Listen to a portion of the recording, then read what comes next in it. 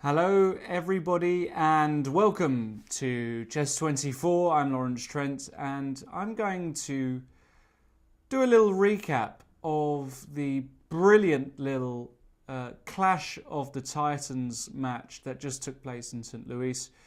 If you are watching this, will probably already know that the legendary former world champion Garry Kasparov took on his rival, once upon a time rival for the World Championship in 1993, Grandmaster Nigel Short, my compatriot, good friend of mine. These guys fought for the World Championship in London over nearly 20 years ago. And today, again, it's not today, it was rather yesterday and over the weekend, they sat down once again to fight it out, to have a little exhibition match in St. Louis, which is slowly becoming the capital of the chess world following the great success of the US Championships and Sinkfield Cup. Now we have this great event, two legends sitting down. Nigel is still very much an active player. He just won the Thailand Open literally just the other day before he went to St. Louis. But of course, Garry Kasparov only plays the odd exhibition match from time to time. I think his last one may have even been against Nigel Short. I think they played in Belgium, off the top of my head, some years ago. This time around, given the fact that Nigel just won in Thailand, a lot of people were saying, well, it's going to be a very close match. Historically, Kasparov has got a huge score against Nigel. He crushed him, really, in his World Championship match in '93. Of course, Nigel has scored the odd win against Garry, but in general, Garry's score is just fantastic. Nigel once admitted, why is his score so good? And he just was very frank and said, well, he's the better player. What more can you say? He's the best in history.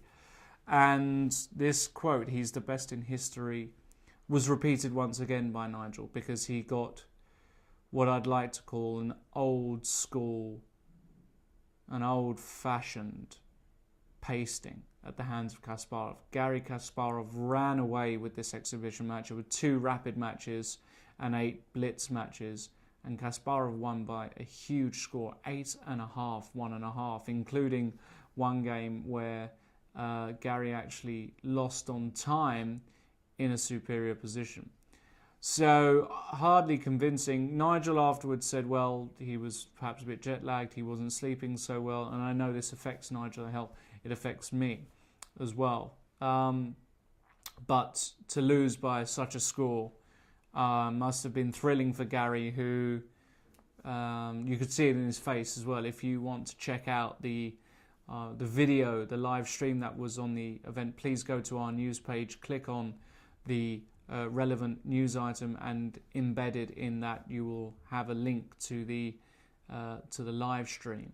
And Garry was ecstatic at winning this, and I was ecstatic as well, because Garry for me is one of my idols, one of my chess idols. I did a series on my favourite Garry Kasparov games here on Chess 24, so if you're a premium member you can watch that. The way he can attack in his element is like no other. The way he creates dynamism in the position is second to none. And, in this exhibition match, people were saying, well, maybe he's going to be rusty, maybe it's not going to be sharp. The old Garry, class never fades. Form is temporary, but class is permanent. And Garry just showed some unbelievable chess. And I thought I'd share a few of his wins with you guys. And we can start in this game, the first game, which was a draw.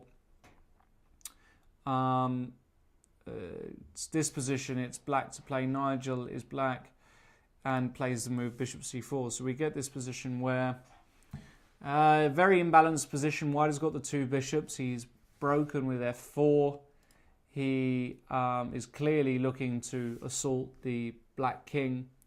But at the same time, black has managed to certainly configure his pieces in a semi-decent way, especially this knight on d4, which can always be a problematic piece. There are always knight e2 threats in the air, were some pieces to disappear.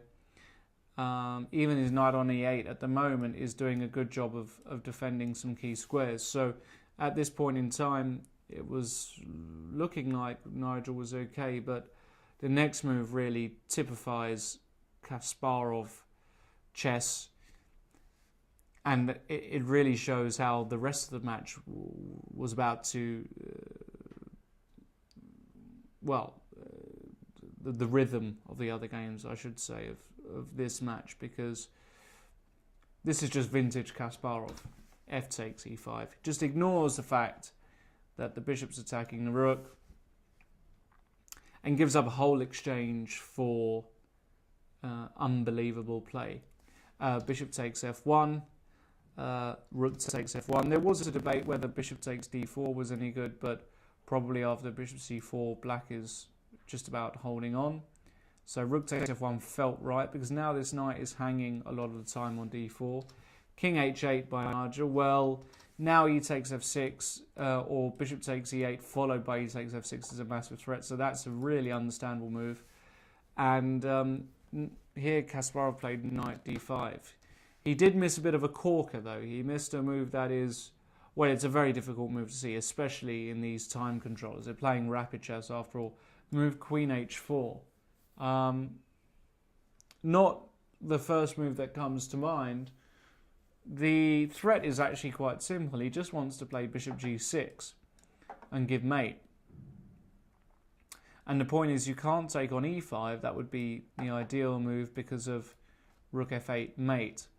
So probably black has to play a move like knight e6. But after bishop g6 and now knight f8, well, just to point out that h6 can never work because there are all kinds of sacrifices just to take. I mean, bishop takes h6 probably just works immediately.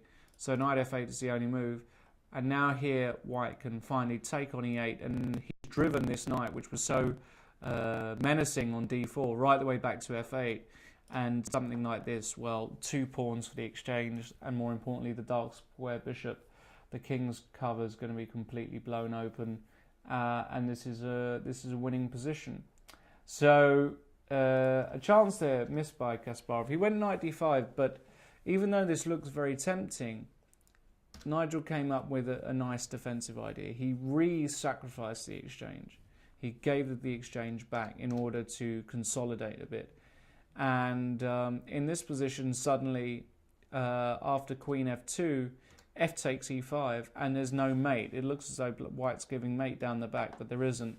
Queen f8 check, queen g8 was played, and actually after queen e7, now Nigel played pretty well. He played knight f6 because now rook f8 is a huge threat, so knight f6 is the only move. Kasparov took on f6, this is great stuff, takes, and now played bishop h. Beautiful little geometry there. The bishop's covering some squares. There's no way to actually defend this pawn on f6, funnily enough. It looks devastating, but actually Nigel finds a way just to hold on. Knight f5, queen takes f6, check, and now knight g7. Just about holding on. But after queen takes e5, well, black's never going to win. But then again, how does white actually make progress? He's got maximum juice against this knight, this pin knight, but there's really not much more you can do. And remember, black has still theoretically got a material advantage. He's got a rook for a bishop and pawn, and the game eventually was drawn. So that was a really great start to the contest. Once again, just absolutely vintage Kasparov. Gives the exchange, and maybe on his day would have found queen h4. The next game I'd like to show you really is a bad game by Nigel.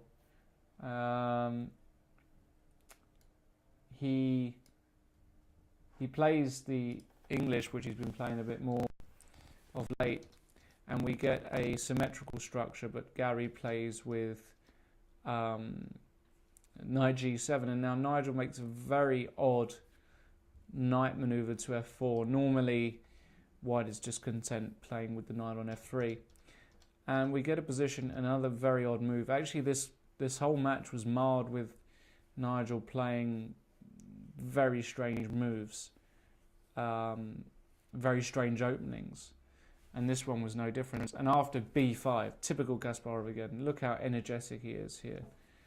Giving up a pawn with the idea of dominating the centre, the bishop's coming to a6. We're getting a kind of, it's almost a Sicilian reverse. You see this idea with white a lot. And actually after this move, e takes d5, that was a bad move by Nigel. He had to come back to c3 with the knight. But after e takes d5, bishop takes b5, we got this position. And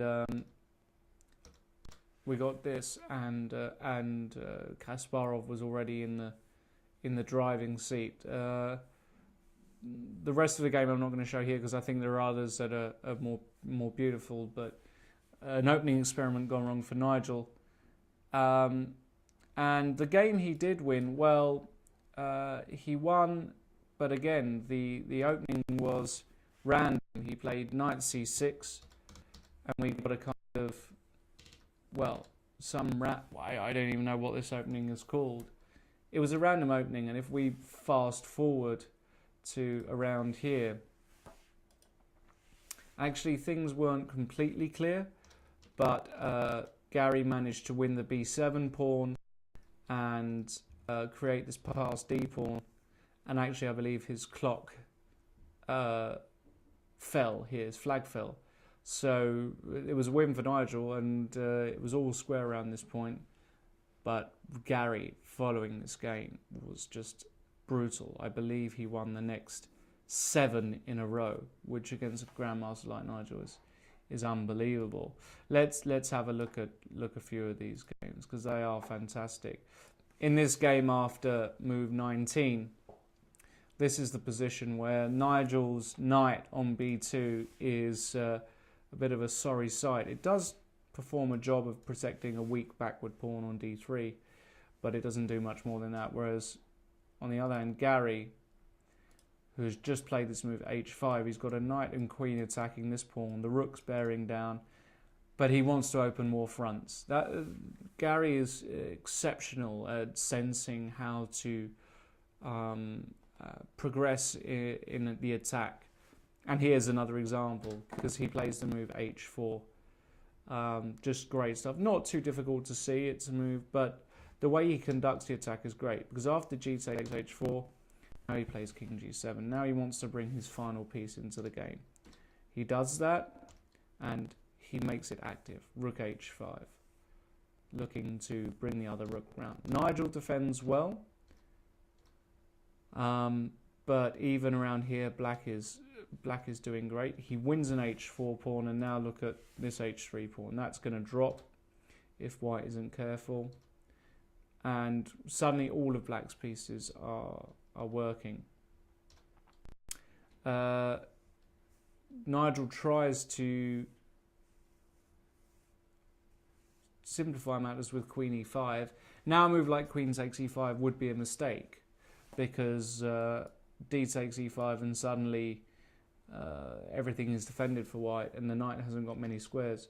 But Gary plays the brilliant rook takes h3, lovely little move, well calculated. The point is that if you take on e6, black's got this cute little intermediate check, and after doing this, well, he's managed to win a pawn, open another line, and this king is still in huge danger. So actually this happened, and then the rooks came flooding in, and it just makes it look so easy in the attack, Kasparov. It's really very impressive, and all of his pieces swamping in, wins another pawn, wins the exchange, and the game's over. So Nigel went down there. In another game, again, bit of a less random than the other opening we had. A Chigorin, which Nigel's played a few times in his career, but I think every time I've seen him play, he's lost. Today was no different. And Kasparov played a line. This is one of the main lines, queen d6. And he plays a really interesting move here that I don't recall seeing. He plays the move Queen B1. I think I've seen Queen G3 before, but Queen B3, but Queen B1 hits the B7 pawn, but also it kind of patrols this diagonal. It's a multi-purpose move. Black castled, and now F4. I'm not sure about this actually, but maybe Kasparov had to analyse this all at home, because through a force combination he gets an ending. He's got 2 bishops versus 2 knights, but he's also got control over a lot of key squares. Nigel's probably doing okay here, but Kasparov just starts to build the pressure, gives a pawn, but now wins G7. I think this was a bad idea for Nigel to enter this, and basically ends up winning this game through brutal technique. 2 bishops against 2 knights, but the position is now open. So that put Gary even further up. The next game is just unbelievable stuff by Gary Kasparov. The way he makes this look so simple is fantastic. We've got a random 2b6 line which has been essayed by Mamajarov and various others. You can transpose some Queen's Indians, but Gary tries to punish this move immediately with F3. You know, a move like Knight F3, E6 would transpose to a main line, or Knight C3, but F3 really says, okay, you've played B6 so early, I'm going to try and dominate with E4. Nigel played Knight C6, Knight C3, E5, and Knight E7, and we've got a random position, which probably isn't that bad for Black, but he needs to be able to get his pieces out somehow. And yeah, eventually Gary plays E4. Now this bishop on B7 looks a bit silly. And Nigel plays bishop C5 on move 9, but I'm not sure about this, because now after takes D6, suddenly this bishop on B7, how it's ever going to get into the game is beyond me. And Gary just plays a few normal moves, attacks now this weak C5 pawn, tries to exchange queens, and gets to this position after C5. And despite what the machine says, I think White is absolutely winning here. Space advantage, the bishop is completely out of the game. Gary's got weaknesses to attack here and here, and his technique is just majestic. Nigel didn't play so well, in fairness, but you know, just brings the knight in, fixes the pawn structure, expands on one flank. Look how he made him. Somebody, look at those knights. They are the most horrible knights I think I've ever seen. They've got no squares to go to, whereas White has still got one break in the position, which is all he needs. He could even break with G4 to open the G line, but well, it doesn't matter so much. Nigel manages to reroute at least one knight to a square, but doesn't really matter because Gary finally plays A3. He gets his knight to absolute beautiful square on E4, best blockade. He's got two, just a story of two knights here, two unbelievable knights versus two ridiculously passive knights. Mopped up pawn, Nigel decides to give the exchange, but it's too little too late. It's just flawless stuff by Kasparov. The next game as well is just fabulous. A Sicilian, Kasparov is black. It's a classical Sicilian Richter-Hauser system. This has probably been played before. Nigel tries F4. Gary doesn't accept the piece sacrifice in blitz, but instead wins the two bishops. And after E5, looked as though this was the key moment, but after E5, Gary just goes into beast mode here. Looks as though he's winning something, but Gary just takes his pawn off. And despite giving up the bishop, I think the move that Nigel now missed was this one, E4. And the point of this whole variation is that were White able to capture here, none of this would work for Black. But that just runs into Rook A D8, and suddenly there's a monster threat down on d1, just winning for black. Also, the move knight d2, you can just take on c3, and the point is, if you take back, once again, rook fd8, and suddenly the queen's only got one square to go to, which is to take the pawn. Now this runs into rook ab8, and black wins. I mean, and I remember seeing the live stream, and after queen takes d7, Gary just played e4 instantly. Instincts took over. He just knew that was the right move. I don't know whether this was home preparation. Just unbelievable. Well, Nigel played knight e5, trying to block the diagonal, but now after just bishop takes e5, f takes e5, and now rook a d8, it's important to use this rook. If you use the other rook, rook fd8 runs into queen takes b7, and suddenly, compared to the game, queen e1 doesn't work because you can take on a8. In the game, if you use the other rook, same idea, but after queen e1, now you're threatening mate in 1, and there's no check on a8. Bishop e2 takes, and rook b8. Yeah, the combination's finished, but we get a position where black has got rook for 2 pieces, but it's one of those positions where the pieces are passive. They're not working together. Black is threatening a mate again, and he's got this monster pass pawn as well. Nigel plays b4. That's a terrible move. He could have tried perhaps b3 or a4, but even after queen e1, white's task is very difficult. But b4 straight away just loses to queen e1 because you attack the bishop and you attack the pawn. And after queen takes a6, well, Gary just mopped up. Just unbelievable. Just going to checkmate this guy. Wins the bishop. And yeah, Nigel threw in the towel. So Gary, by this point, is just wiping the floor with Nigel. A few other interesting games, but perhaps we should just finish on a few more games without too much hassle, actually. But this one is just beautiful. We have a Torreid attack by Nigel, where Gary plays very dynamically, playing an early h6, g5, and trying to win the 2 bishops. A great little technique in blitz, where he doesn't take the bishop off just yet. White sets out solidly, but he doesn't really threat. I mean, in this position, I was very surprised that a5 wasn't played by Nigel. When you play a4, if your opponent doesn't react with a5, a lot of the time you want to gain space with a5. He played knight e1 instead, attacking the knight, was protected, and now f4 is a dreadful move by Nigel. Anti-positional and just bad. He has to try something else, queen b3 or something of that nature. But f4, allowing takes, and just to castle.